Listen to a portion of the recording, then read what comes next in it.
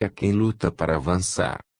O mal é que, num mundo que se afunda, a reação de muitos consiste em deixar-se afundar cada vez mais, em tornar-se piores, acelerando a descida para perder-se em vez de salvar-se. Mas é o tipo de reação que mostra qual é o valor biológico do indivíduo, estabelece qual é o seu nível evolutivo e o seu futuro destino. Sabemos que a vida não deixa subir aos que não o merecem. Hoje é a hora em que se fazem as contas. Há um obstáculo a superar. Ele está interposto entre dois planos de evolução. Quem não souber superar não passará e ficará embaixo, em seu inferior nível biológico. Este é o fenômeno a que estamos assistindo. É a hora do exame e do juízo. A vida está efetuando uma seleção para eliminar os indivíduos, nervosa mental e espiritualmente ainda não maduros, não adaptados a saber viver num plano evolutivo mais avançado. Hoje é hora do salto. Quem preparou para si mesmo as pernas salta para frente, quem não as preparou fica atrás.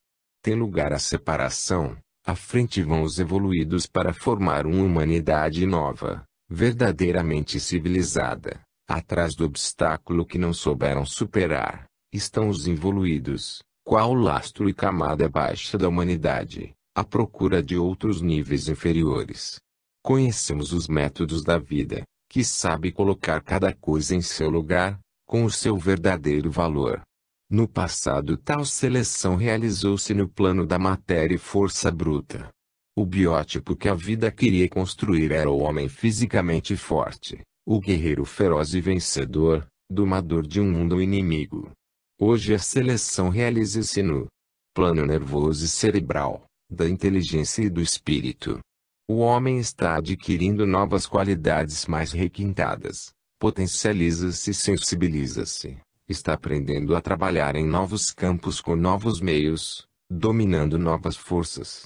Isto exige outra consciência e conhecimento, poderes superiores de controle para dirigir as novas capacidades. Não mais cavaleiros da espada, mas da mente e do pensamento, da alta tensão psíquica, como é a vida moderna. O homem novo não pode mais aninhar-se nas posições oferecidas pelos valores tradicionais, baseadas num consentimento convencional construído em torno delas, antigamente necessário para dar uma certa estabilidade à sociedade humana em períodos de longa incubação. A tempestade atual destrói os ângulos mortos nos quais podiam entrincheirar-se os comodistas de antes. Os ideais do passado representam um produto cansado, já demasiadamente explorado, e o homem novo encontra-se perante problemas imensos e deve resolvê-los. Terminou o período da inércia espiritual conservadora no qual a animalidade, satisfeita pela vida vegetativa, não se propunha problemas. Hoje o comunismo assoma para acabar com todas as religiões. Antigamente a propriedade era garantida e ficava numa família por séculos. Hoje nos perguntamos quanto durará. Antes só alguns iam à guerra e os políticos que a declaravam ficavam em casa. Hoje a bomba atômica destrói tudo e está suspensa sobre as cabeças de todos. Antigamente poucas ideias bastavam para viver e se transmitiam de pais para filhos. Hoje a ciência com as descobertas e a técnica desloca a cada dia os limites do conhecimento e as condições de vida. Antigamente dormia-se sobre o leito da tradição, hoje se estremece no caminho das revoluções. Ai de quem se lança por atalhos para fugir ao esforço da ascensão no momento decisivo da curva, quando a evolução se dirige a uma solução. O período atual não é de espera e repouso. Quem não enfrenta o caminho que sobe pela encosta íngreme do monte, fica atrás, superado. Só quem for para frente, pertencerá a um melhor futuro. Esta nova forma de seleção biológica não é senão o último momento de uma maturação milenar. Nesta transformação evolutiva aflora aquela longa preparação e irrompe, exigindo a sua conclusão. Está escrito nas leis da vida que ela caminha neste sentido. Semelhante escolha do caminho põe em jogo o problema da salvação. Deve-se avançar porque a vida não é um fim em si mesmo, mas está feita para evoluir, subindo cada vez mais em direção a Deus, em quem se conclui a grande marcha ascensional. A salvação conquista-se de grau a grau, elevando-se cada vez a um nível biológico mais alto. A humanidade está saindo da menoridade e prepara-se para tomar as diretivas da evolução no seu planeta.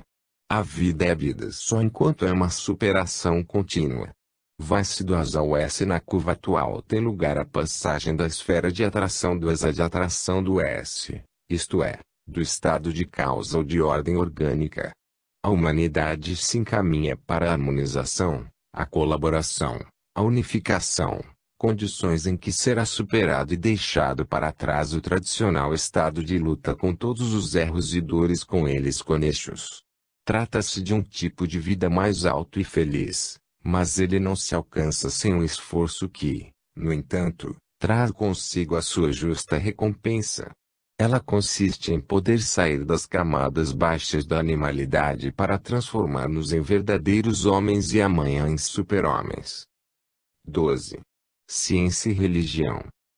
A humanidade necessita chegar a uma religião científica, como também construir uma ciência que entenda e explique as religiões, sustentando-lhes o conteúdo. Para melhor orientar-se, tem necessidade de utilizar todos os valores biológicos, isto é, todo conhecimento, energias e ideias que possam ser úteis à vida.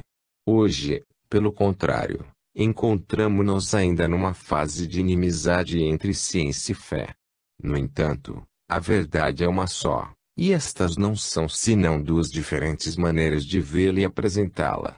Cada um, partindo exclusivamente do seu ponto de vista, julga possuí-la toda e assim contrapõe a própria visão de um aspecto da verdade às outras visões e aspectos, condenando-os como erro.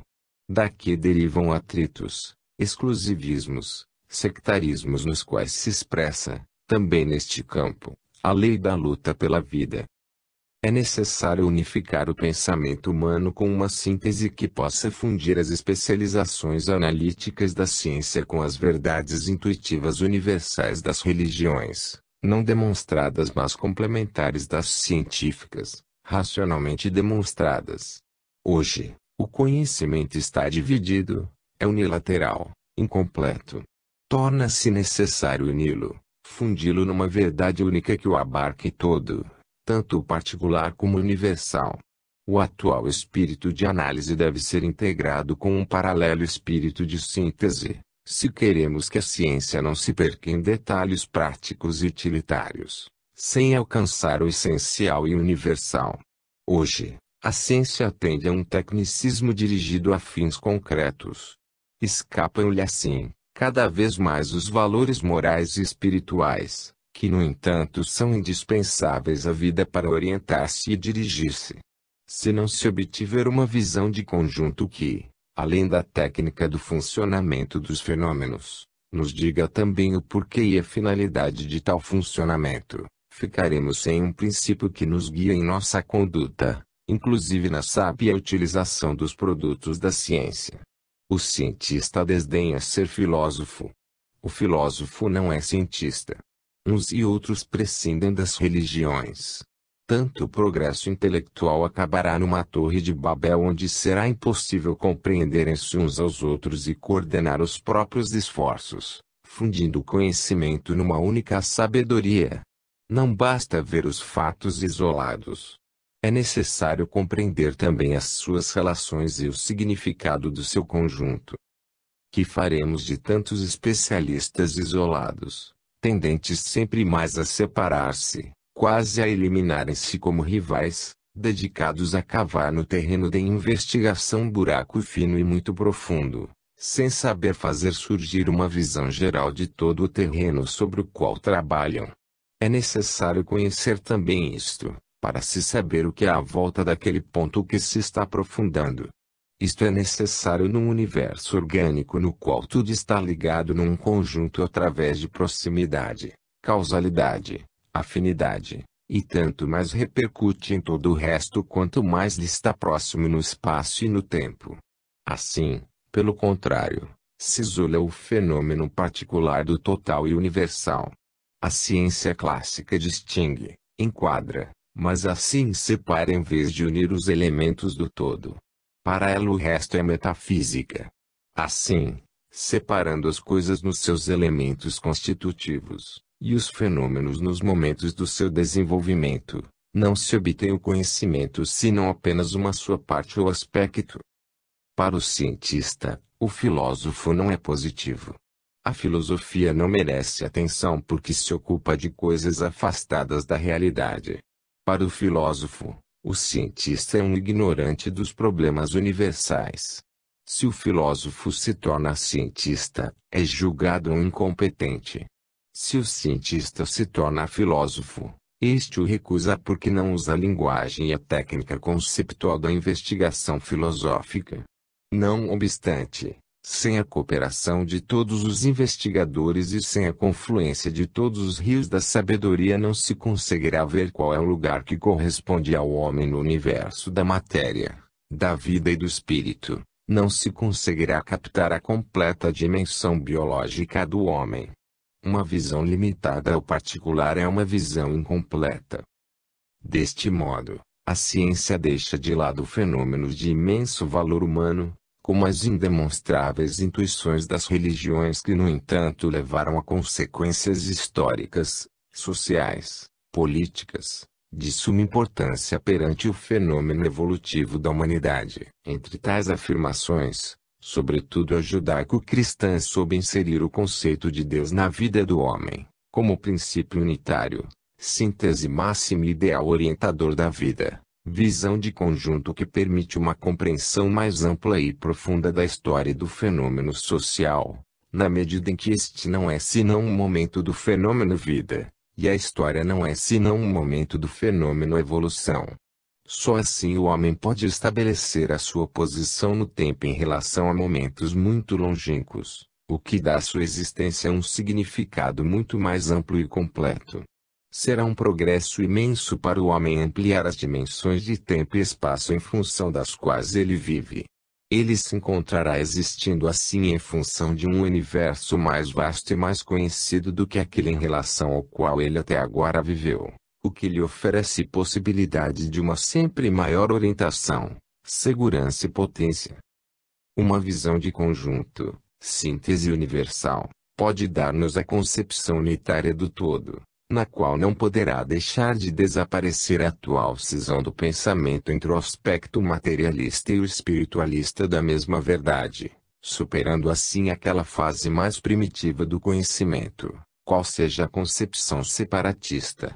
Se hoje, como dizíamos, o cientista filósofo é condenado pelos cientistas porque não é bastante técnico e positivo, e pelos filósofos porque não sabe usar a linguagem e os conceitos filosóficos. Pelo contrário, a sua função é a de não ficar encerrado em nenhum dos dois campos, mas a de espraiar-se em ambos, dando às especulações da filosofia as bases positivas da ciência e elevando as constatações positivas da ciência até as abstratas generalizações da filosofia.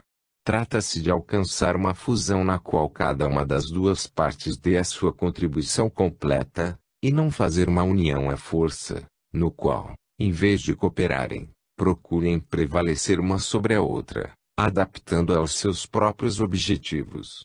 Não é um aproveitamento e deformação da ciência para fazê-la concordar com a filosofia ou religião, concordância do materialismo com o espiritualismo. Nenhuma contorção ou mutilação da filosofia ou religião, para fazê-la concordar com a ciência, deformação do espiritualismo para fazê-lo aderir ao materialismo. Nada de confucionismo ou acomodações oportunistas, mas convergência, através da qual as duas visões, de opostas se tornam complementares, e em lugar de lutar para eliminar-se, acercam-se para se compreenderem e colaborarem. Superando as negações mútuas, trata-se de somar e fundir ambas as afirmações. A ciência pode oferecer a parte experimentalmente provada e positivamente segura. As religiões podem oferecer o que a ciência não pode dar porque lhe falta, aquilo que as religiões alcançaram com outros meios, que a ciência não os possui. Quem decidiu que a intuição, a inspiração, A revelação não podem representar um meio de investigação e oferecer uma contribuição ao conhecimento. Este isolamento numa dada visão da verdade, fechando-se os olhos porque não se quer ver o que possa haver mais além, um tal exclusivismo e separatismo, são qualidades do primitivo egocêntrico e involuído, significam miopia, psicologia limitada, estreiteza de horizontes conceituais, aprisionamento mental a priorístico. A evolução do pensamento deverá abandonar esta sua atrasada fase e chegar assim a possuir a realidade numa dimensão mais completa. Nada nos autoriza a prioristicamente a afirmar que o método de investigação usado trela ciência deva ser o único e definitivo, e que ele, por evolução do instrumento psíquico humano, não possa no futuro ser superado. A nova realidade é que a ciência deverá positivamente chegar amanhã não poderá limitar-se à dimensão matéria. O problema do espírito existe e não se resolve, negando a sua existência, como até agora o fez a ciência materialista. É justo que se deva ser positivo e por isso evitar perder-se em lucubrações filosóficas fora da realidade. Mas só porque pelos caminhos da ciência não se consegue alcançar alguns aspectos da vida, e porque a metafísica não os explica em forma positiva, não se tem por isso o direito de suprimi-los desdenhando considerá-los e interessar-se, tomando conhecimento deles. Porque ao cientista, quando recolheu e tem diante dele uma série de fatos garantidos como verdadeiros, porque experimental e racionalmente controlados, inclusive nas suas consequências, se lhe deve proibir meditar sobre eles, transformando-se em filósofo pensador que deseja conhecer não só aquela realidade mas também o seu íntimo significado. Porque lhe deve ser proibido penetrá-la também neste seu nível mais profundo. Porque deve ser anticientífico interessar-se também por estas outras possíveis faces da verdade. Com que direito negar a priori uma possibilidade de ampliação do conhecimento positivo inclusive deste aspecto? Assim se corre o risco de ficar isolado na visão de alguns aspectos limitados dos fenômenos, permanecendo na ignorância a respeito dos outros. É verdade que não podemos dizer que compreendamos o homem todo quando nos limitamos a observar só a sua estrutura orgânica, que no nível físico, químico e biológico expressa sua personalidade através de um mecanismo nervoso cerebral. Não o teremos assim mutilado fazendo dele uma imagem incompleta e que por isso não responde à realidade. Por que não querer ver todo o fenômeno, inclusive nos seus níveis mais altos? Temos motivo de crer numa dúplice estrutura do universo, num aspecto bifrontal, já intuído pelos pensadores e de que a ciência suspeita, duplicidade pela qual, além da realidade fenomênica exterior, deve existir outra interior, a qual constituiria a verdadeira substância do universo e que nos pode revelar o seu verdadeiro significado. Nós já defendemos isto, afirmando o dualismo S.A.S.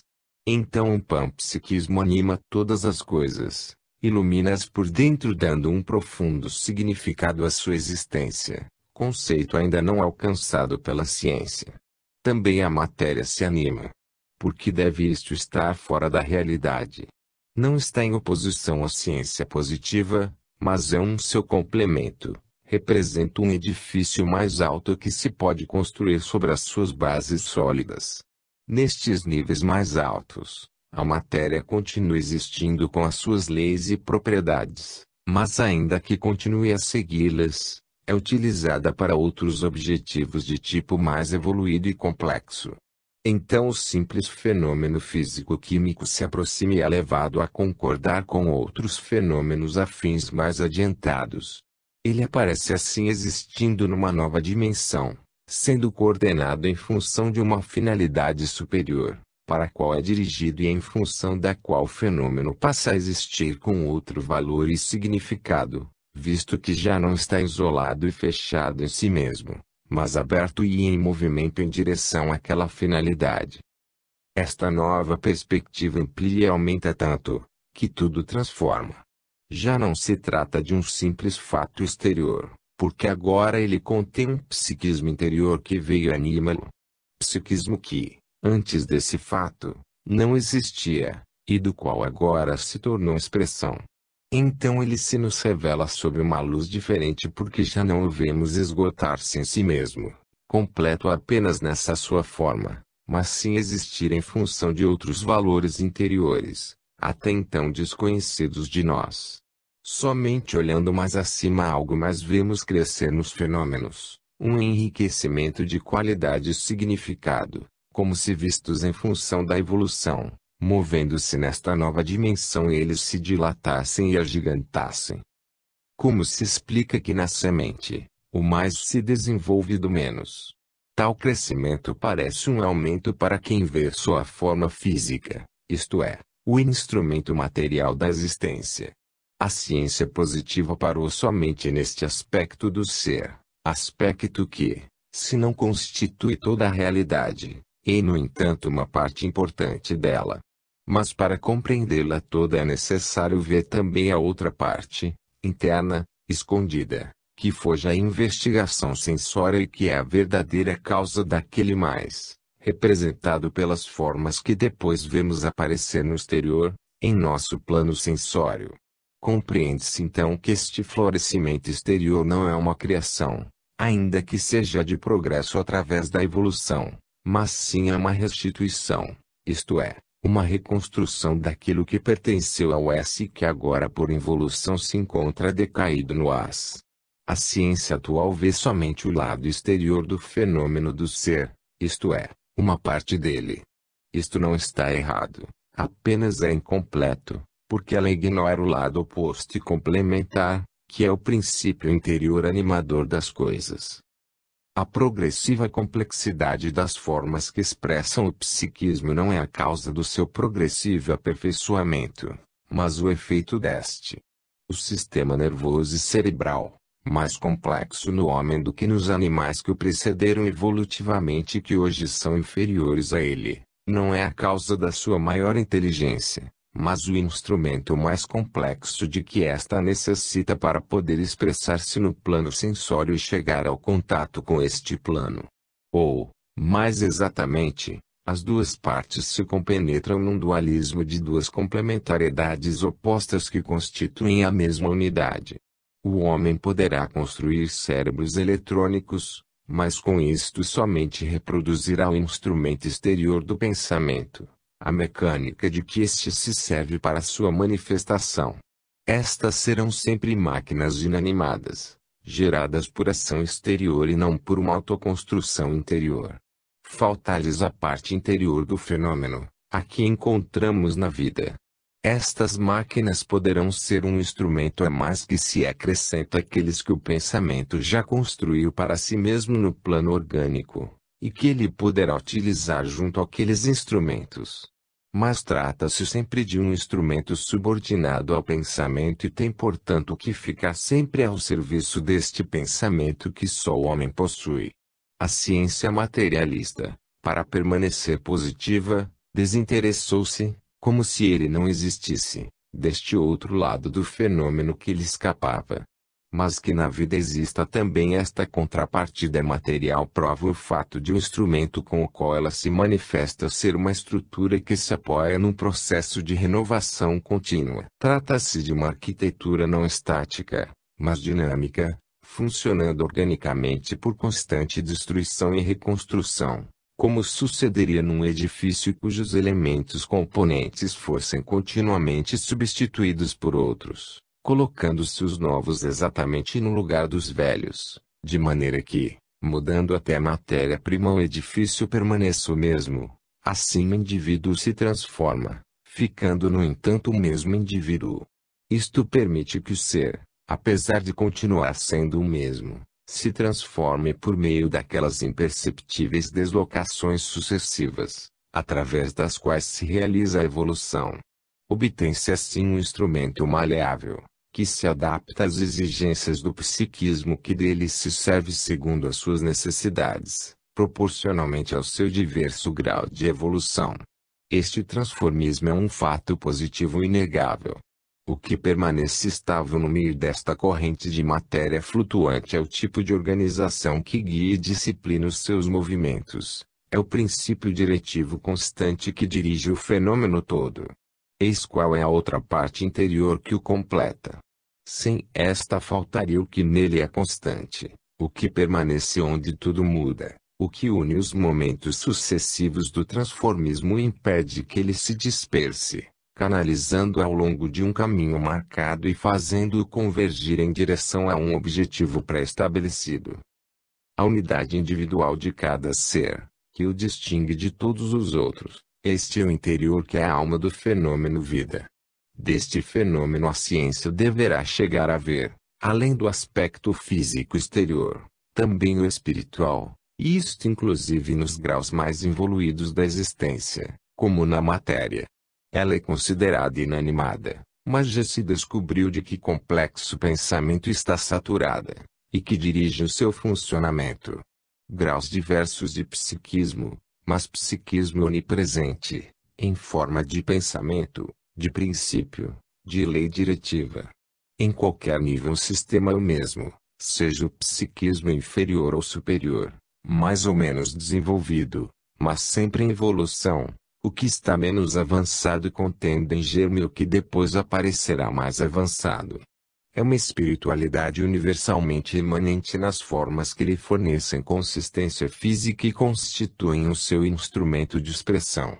É assim que não se podem separar um do outro, tanto o aspecto material como o espiritual do fenômeno, tanto transcendente como imanente.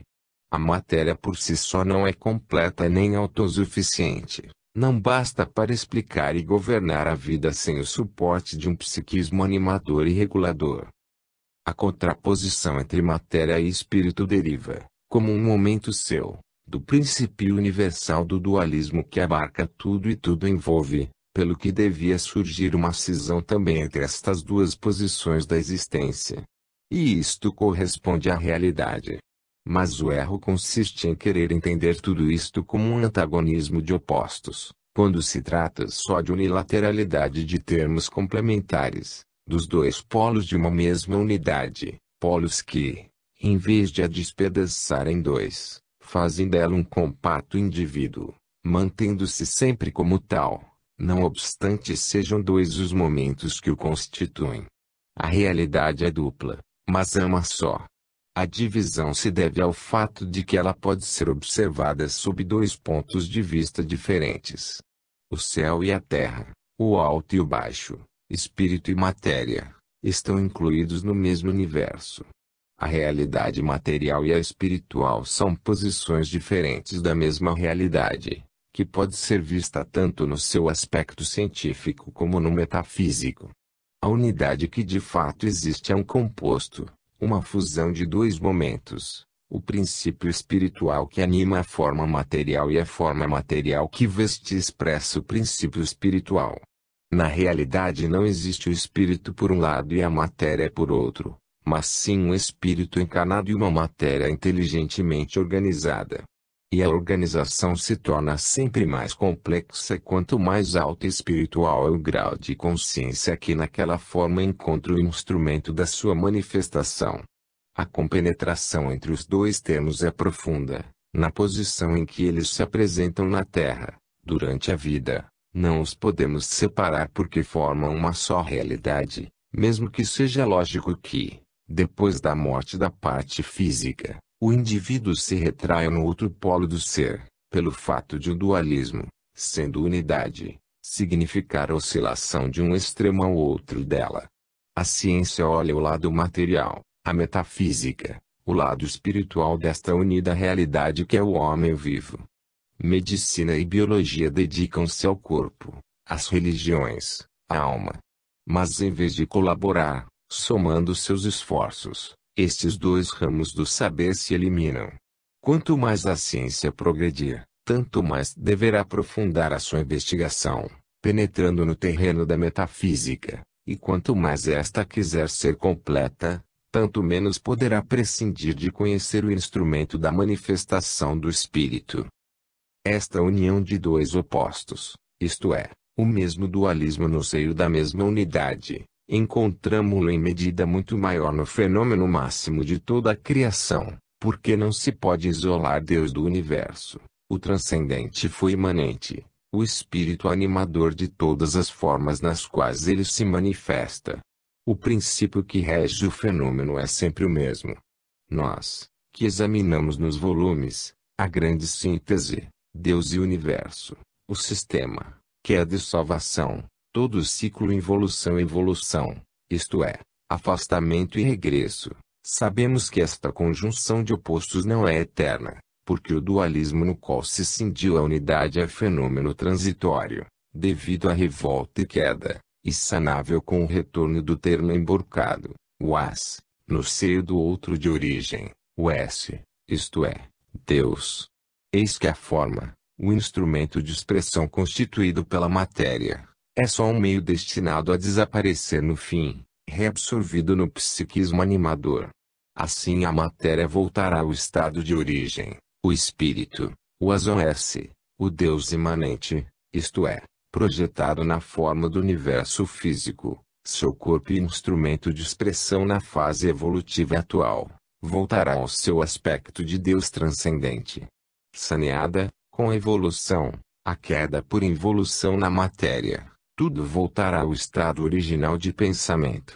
Esta atual necessidade pela qual o espírito não pode manifestar-se senão através do instrumento matéria, como vimos agora, esta obrigação de descer, fundindo-se nela para encontrar ali a sua expressão, é como uma corrupção por involução, e que, no entanto, por evolução aquele mesmo espírito vai cada vez mais se libertando, constituindo-se formas sempre menos materiais e mais refinadas e sutis, aptas a expressá-lo à medida que, evoluindo, se aperfeiçoa. Deste modo, ao longo do caminho da evolução a estrutura do instrumento se transforma nas suas características, estando em proporção ao grau de evolução da unidade espiritual que se deve servir dele para sua manifestação. É assim que, com a evolução, o meio de expressão ou instrumento de trabalho, para acompanhar em posição paralela o desenvolvimento psíquico, se completa, se complica, se sutiliza, direi quase, se desmaterializa, se faz um órgão sempre mais inteligente, mas afim do pensamento, que através de tal meio deve funcionar. Esta é a história da evolução. Ela vai desde o polo matéria ao polo espírito. Hoje, no nível atual, encontramos estas duas posições do ser coexistindo e fundidas, porque a matéria não foi ainda superada e ainda falta para chegar ao espírito. Mas no fim o dualismo deverá cessar, porque o aspecto matéria da substância será reabsorvido no seu aspecto espírito. Se o instrumento no qual hoje vemos submergido este último, é um produto de involução, é lógico que, por evolução, ele deva perder sempre mais as qualidades da matéria, até desaparecer como tal, e adquirir sempre mais as qualidades do espírito, até o ponto que, reconstruindo-se este em toda a sua potência e pureza, não tenha mais necessidade de enxertar-se em tais meios para funcionar e encontrar a sua expressão. Neste processo, vemos que a matéria sofre uma profunda transformação que a elabora, organiza, dispondo seus elementos constitutivos em formas sempre mais complicadas. Já notamos isto na diferença que há entre as células do sistema ósseo e muscular e as do sistema nervoso e cerebral. Na construção dos organismos, a tendência da evolução é superar e fazer desaparecer as qualidades físicas, para dar lugar às psíquicas. É assim que, sobre a matéria, termina por prevalecer cada vez mais o que é pensamento e espírito, sobre a quantidade, a qualidade, sobre a massa dos elementos, a complexidade da sua organização. Este amalgamar-se contínuo de espírito e matéria num único composto, transforma em profundidade a estrutura desta, levando-a desde este seu estado físico a um estado mais evoluído no qual perde as suas qualidades de matéria e, por uma espécie de redenção por evolução, adquire as do termo colocado no polo oposto, ao que tudo tende, o espírito. Vivemos num mundo de verdades relativas, que podem parecer contraditórias, enquanto são complementares. Assim espírito e matéria são aspectos diferentes do mesmo princípio, olhados de pontos de vista distintos.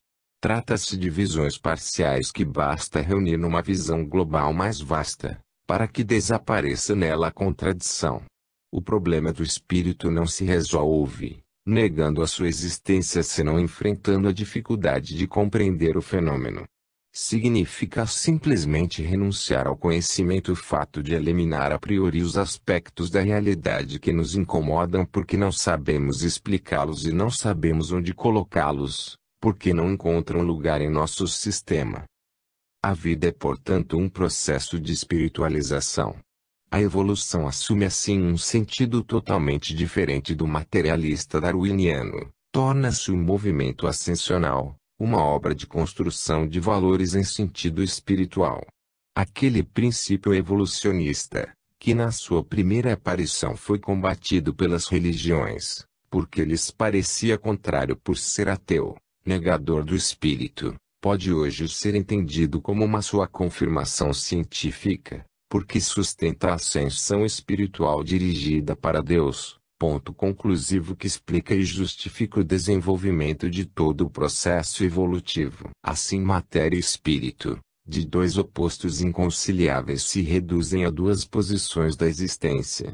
A tarefa da evolução é de mudar o valor dos dois termos, transformando o primeiro no segundo, de modo que, no fim, o dualismo seja sanado e venha a cessar a oscilação da existência de um ao outro dos dois polos. Por fim, percorrido todo o ciclo involutivo-evolutivo, deve chegar o momento no qual, por ter toda a matéria sido reabsorvida no estado de espírito, e a forma mutável transformada na eterna substância, o universo físico, substituído pelo universo da consciência, também o Deus imanente se retrairá deste seu aspecto de manifestação exterior e voltará ao seu aspecto verdadeiro, eterno, imutável, de Deus transcendente, qual centro de sua verdadeira criação, que é o universo espiritual. Observemos vários fatos e seu significado. Temos essa estrutura substancialmente unitária e só transitoriamente escindida num dualismo por sua natureza destinado a ser sanado. Vemos que a cisão nos dois polos é só um incidente dentro do princípio de unidade que permanece intacto e soberano. Em todo o processo involução o ponto de partida como o ponto de chegada é o espírito, que só transitoriamente se desmoronou na matéria para reconstruir-se mais tarde no seu estado de origem. O eterno centro de tudo é o Deus transcendente, isto é, o Espírito, mas acima do seu aspecto secundário e transitório de Deus imanente, submergido no ciclo involutivo-evolutivo, onde a transcendência não se anula, mas, apesar de interior, é sempre presente e ativa. Tudo isto nos mostra que a base da existência é o espírito, e que o instrumento de que ele se serve na sua atual posição dentro do ciclo involutivo-evolutivo, é só um acessório temporário, devido à necessidade de manifestar-se em nosso baixo plano de existência. Se hoje o ser se encontra em fase de oscilação entre o polo espírito e o polo matéria, e se, no estado de vida física, não podemos ver o espírito existir a não ser amalgamado na forma, sem a qual no plano físico ele não encontra expressão. Isto não significa que em outras fases e posições da existência, ainda que estas não possam hoje ser tomadas em consideração pela ciência porque estão situadas fora do terreno positivo da realidade sensória, o espírito não se possa isolar e existir por si mesmo, sem ter necessidade de tal instrumento de sua manifestação, sem o qual hoje na Terra não se advertiria a sua presença. Estas considerações nos levam a ter que admitir a sobrevivência do indivíduo no estado de espírito, o que significa a possibilidade de ele viver também sem corpo, independentemente deste seu meio de expressão no plano físico, meio do qual se separa com a morte, deixando-o como matéria insensível em decomposição porque dele fugiu a vida que está no espírito. É assim que a este lhe é possível, até durante a existência no plano físico, funcionam.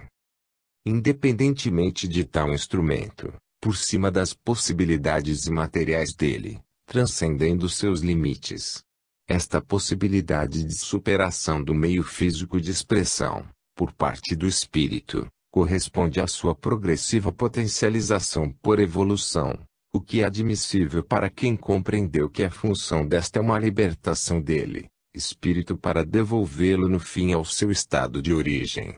Eis como surge a possibilidade de pensar não só cerebralmente, por lógica e raciocínio, mas também, espiritualmente, por intuição, e compreende-se como isto possa suceder nos indivíduos mais evoluídos que na vida se acostumaram a praticar especialmente esta segunda forma de pensamento. Isto forneceria uma prova de que é possível separar um funcionamento no plano do espírito, de um funcionamento no plano cerebral, isto é, separar a verdadeira mente do seu instrumento, de maneira que ela possa manifestar-se autônoma. E isto sucede tanto mais quanto mais por evolução esse espírito se potencializou e se tornou independente. De fato, a evolução é um processo que faz libertar o espírito da necessidade de possuir um instrumento físico para poder alcançar a sua manifestação. A evolução é um regresso a Deus. Dizemos regresso porque é absurdo ir em direção a Deus, movendo-se de um primeiro ponto de partida que não seja Deus. E Deus não é pessoa no sentido humano, isto é, de pensamento que para manifestar-se necessita de um instrumento físico. Se quisesse ver a Deus nesta posição do ser, o encontraríamos tal no seu aspecto imanente em nosso universo, que seria então o instrumento da sua manifestação, como seu corpo, isto é, a forma que permite a sua expressão no plano físico. Mas Deus em sua verdadeira essência é transcendente, é puro pensamento, como o homem é antes de tudo espírito, pelo que a sua verdadeira essência é dada pelo seu ser espiritual que, no entanto, se une ao corpo como a seu instrumento. Esta identificação a encontramos também entre Deus e a sua manifestação que é o nosso universo. Isto significa que dentro deste, como espírito no homem, encontramos Deus como princípio animador, sem o que o universo seria coisa morta, sem alma, uma cadáver, como é o nosso corpo quando o espírito o abandona. Assim a presença deste em nosso organismo físico não seria senão um caso menor daquele máximo, que é a imanência de Deus em nosso universo. Ora, regresso a Deus por evolução significa o regresso do ser ao estado transcendente. De puro pensamento, porque Deus em si mesmo, por cima desta sua transitória projeção em nosso universo, é puro pensamento, existente sem necessidade da forma que agora o expressa nas dimensões inferiores do plano da matéria. Isto que parece separação entre transcendente e imanente não é cisão. Pelo contrário, tratando-se de dois polos ou aspectos do ser, isto não os divide, mas os unifica, é uma ponte que os mantém ligados se comunicantes. É assim que encontramos o pensamento do Deus transcendente animando as formas da existência, princípio vital, sempre criador na regeneração da morte contínua, princípio diretivo do funcionamento orgânico do universo, com a inteligência que concebe a lei e vontade que a realiza. É deste modo que o céu tem o seu eco na terra e aqui podemos voltar a encontrar os seus traços e a sua expressão. É este fato que mantém compactados céu e terra, espírito e matéria, a substância e a forma, transcendência e imanência, Deus e universo. Desta forma ele está presente como numa sua manifestação que o expressa e o revela. Nas entranhas da matéria, afinidade e atração entre átomos e moléculas, por mais que tais manifestações estejam distantes do amor, dele nos oferecem um apelo e uma semelhança. Assim o que acontece na coordenação das partes e dos movimentos no seio de um organismo, repete-se nas leis que regulam os contatos e combinações mútuas entre os elementos componentes, indicando-nos a presença de uma mesma inteligência diretriz. É questão de grau de manifestação de um mesmo princípio fundamental, como de um motivo base, que aparece pouco a pouco e sempre se vai desenvolvendo mais até encontrar a sua plenitude no se vemos existir, já nas formas mais elementares, como encerrado numa semente, o que depois chegará a ser amor-sexo no nível vida, e consciência nos planos superiores desta, até chegar ao amor e onisciência de Deus. Continuidade universal, pela qual não existe um momento do todo que se possa isolar do resto, que com ele não tenha relações e nele não se repercuta. O todo Deus é um conjunto orgânico absolutamente inscindível. Assim se compreende como esteja ligado ao espírito, que dispõe dele como de uma máquina que move, que controla e da qual se serve para poder viver no plano físico. Dada esta compenetração e colaboração, é natural que o instrumento tenha de acompanhar, com o seu aperfeiçoamento, a evolução do espírito, tornando-se assim sempre mais organicamente complexo, de modo a poder responder às crescentes exigências da personalidade que se serve dele. E quando dizemos que este instrumento é matéria, devemos recordar que matéria significa uma organização de cargas dinâmicas e uma lei reguladora dos seus impulsos, combinações e movimentos, tudo fundido no mesmo funcionamento, o que significa algo mais de tipo conceptual e dinâmico do que material. E então, para além de tantas distinções, não encontramos no fundo senão uma única realidade, uma mesma substância a qual todas as coisas são redutíveis. Somos nós, porque imersos no relativo, que dividimos, isolamos e contrapomos os seus diversos aspectos. Mas no fundo ciência e misticismo, racionalidade positiva e intuição, não são senão diferentes modos de ver a mesma, única, universal realidade, que é Deus. Dele, suprema verdade, o pensamento humano se acerca gradualmente. No nível mais concreto e positivo, o da matéria, temos a análise científica com os meios sensórios e experimentais. Depois temos as concepções reflexivas da filosofia que se elevam mais acima do concreto no universal, atuando por abstrações. Temos, finalmente, a teologia que se projeta no céu das causas primeiras. Cada um explora a sua zona e por espírito de domínio quereria dar-lhe valor universal, eliminando as outras que, não obstante, lhes são complementares. Assim, desta maneira é igualmente inscindível o aspecto espiritual das coisas do seu aspecto material. Quem se detém num deles e nega o outro, dá prova com isto de falta de conhecimento. Quando não se sabe solucionar um problema, elimina-se, negando a existência dos fatos em vez de se admitir a própria ignorância. Para libertar-nos do peso do desconhecido, suprimimos o que escapa à nossa compreensão. A ciência não chegou ainda a comprovar positivamente a existência de Deus, mas à medida que progride em profundidade, ela não poderá deixar de ver este princípio universal, inteligente e regulador de todos os fenômenos. Num primeiro momento ele deverá ser admitido pelo menos como hipótese indispensável para poder explicar tantos fatos que vemos harmonicamente coordenados num funcionamento orgânico, ligados por uma rede comum, segundo um plano de trabalho subordinado a um determinado fim.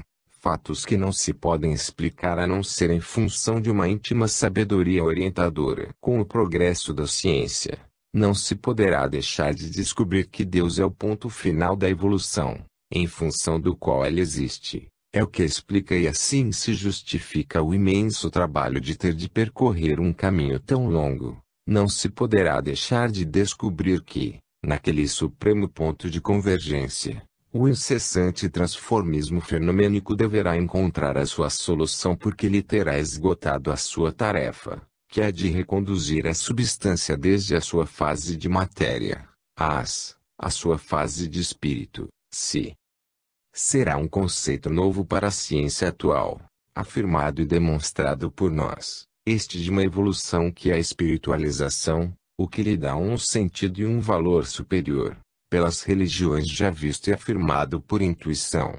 Este é o nosso físio-dinamo-psiquismo, é o florescer de uma biosfera a partir da geosfera e de uma noosfera a partir da biosfera, como diria Teilhard de Chardin. Então ciência e religião se darão conta que contrapuseram, como inimigos, aqueles que não eram senão dois aspectos da mesma verdade.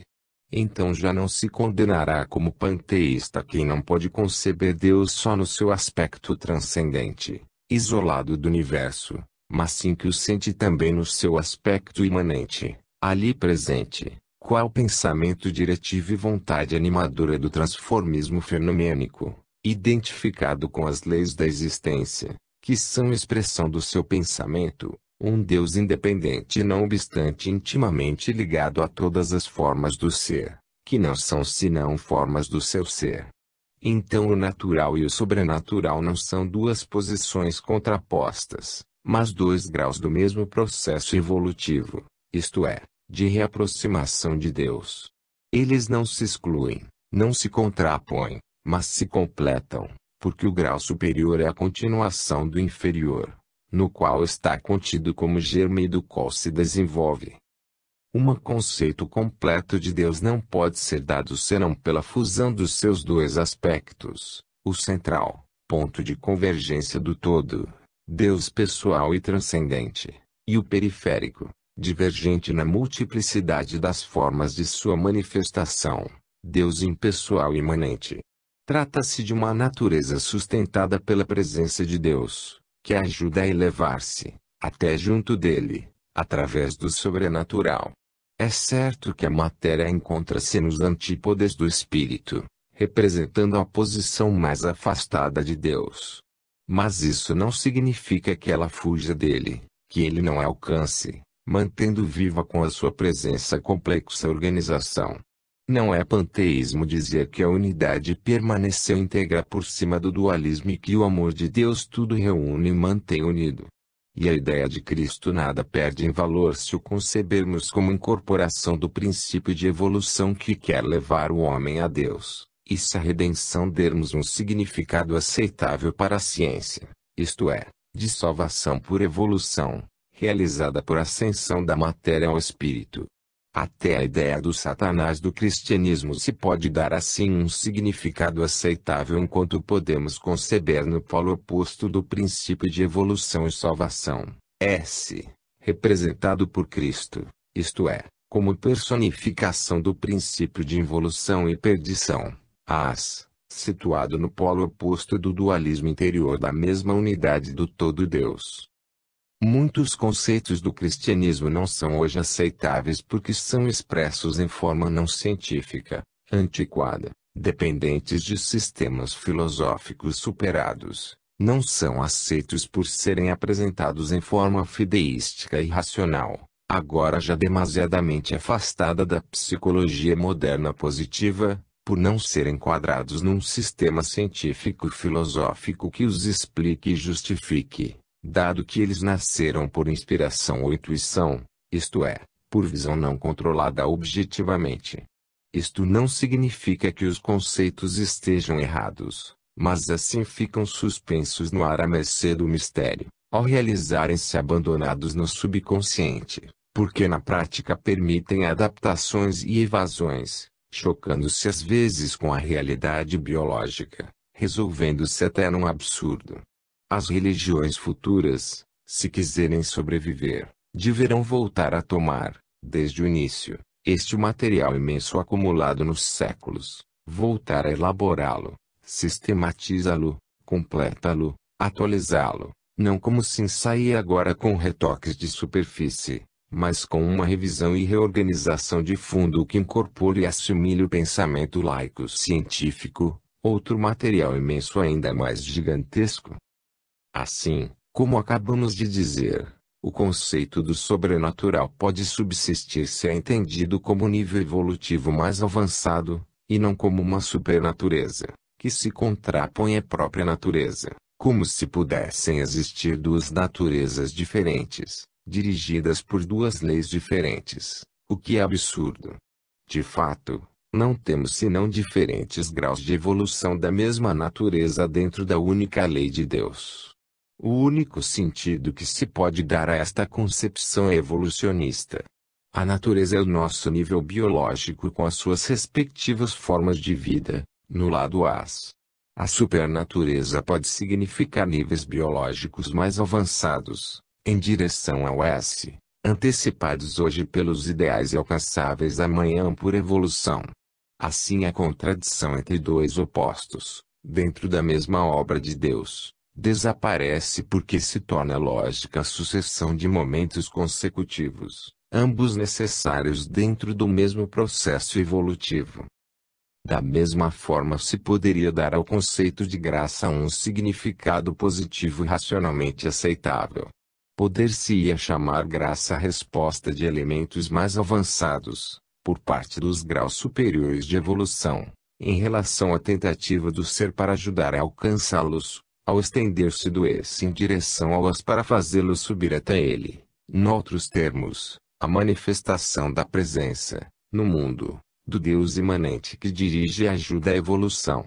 Assim as várias intuições das religiões, apresentadas como verdades, se pode dar um significado que as faça aceitáveis, evitando que sejam lançadas ao esquecimento. Assim a graça poderia expressar o fenômeno da inspiração e conectar-se com o da descida dos ideais. É certo que, se estes conceitos permaneceram até hoje de pé, isto se deve a que neles tem de haver algo de verdadeiro. Mas é necessário encontrá-lo e dizê-lo, se queremos que a mente moderna os tome em consideração. Eles são o produto de outros processos mentais superados hoje, conduzidos em função de outros pontos de referência, de modo que, apresentados como melhor convinha no passado ao qual eram adaptados, hoje resultam inaceitáveis pela mente moderna que os encontra sem sentido. Há que se levar em conta que hoje é diferente a maneira de conceber as coisas. Portanto é difícil fazer concordar uma religião filha do passado com o pensamento científico moderno. O grande drama espiritual do mundo atual consiste em que o desenvolvimento do pensamento diretivo passou da religião, que ficou para trás, a ciência que, pelo contrário progredindo, agora já tomou a iniciativa avançando por sua conta, independentemente da fé, tornada pensamento secundário. Hoje quem se deve atualizar é a religião transformada em serva da ciência, atrás de quem tem de correr para não ficar atrasada. Inverteram-se os papéis, é a sabedoria de Deus o que passou para a retaguarda e tem que fazer-se arrastar pela sabedoria do homem. A religião trata de salvar-se adaptando-se, mas a revolução do pensamento é demasiado grande para poder remediá-la com as habituais acomodações. Remendar a casa não resolve. Ela foi construída para inertes e tempos demasiados diversos, para que hoje se possa habitar ali. Se se pretende que não fique deserta, é necessário refazê-la sobre os mesmos fundamentos de Cristo, mas refazê-la desde os alicerces. Hoje, as afirmações metafísicas gratuitas e não provadas, baseadas sobre a tradição e o princípio de autoridade, apoiadas em pontos de referência arbitrários, não resistem ao contato com a realidade positiva dos fatos e não são mais levados em consideração. Não é que as verdades das religiões não sejam verdadeiras, mas demasiadas incrustações e superestruturas medievais as taparam e as sufocaram. É necessário regressar às suas fontes, eliminar o supérfluo, dar-lhes a sua verdadeira dimensão, completá-las, desenvolvê-las à luz do progresso mental moderno. Seria necessário ter a força de realizar este passo para frente e assim alcançar a ciência. Mas assusta o risco de sair das velhas estradas, falta a fé e a coragem para aventurar-se no novo, falta a visão clara de uma verdade mais evoluída e mais completa, pelo menos de uma sua apresentação em tal forma, e faltam os homens que saibam produzi-la. Novos gênios da verdade que tomem o lugar dos sonolentos repetidores das velhas fórmulas, dos burocratas da fé, arragados defensores das coisas velhas porque se encontram na base das suas posições terrenas. A ciência move-se diretamente ao conhecimento do funcionamento dos fenômenos e do porquê das coisas, e não está obstaculizada pela preocupação de fazer concordar os fatos com as lendas bíblicas e a tradição, para lhes salvar o valor. Isso interessa somente àqueles que, sobre tais bases, apoiam a existência do seu grupo que os protege, Mas não interessa aos investigadores da verdade, aqueles que querem saber como de fato tudo se desenvolveu no passado. Perante o pensamento moderno, muito mais maduro, que valor positivo podem ter afirmações provavelmente simbólicas,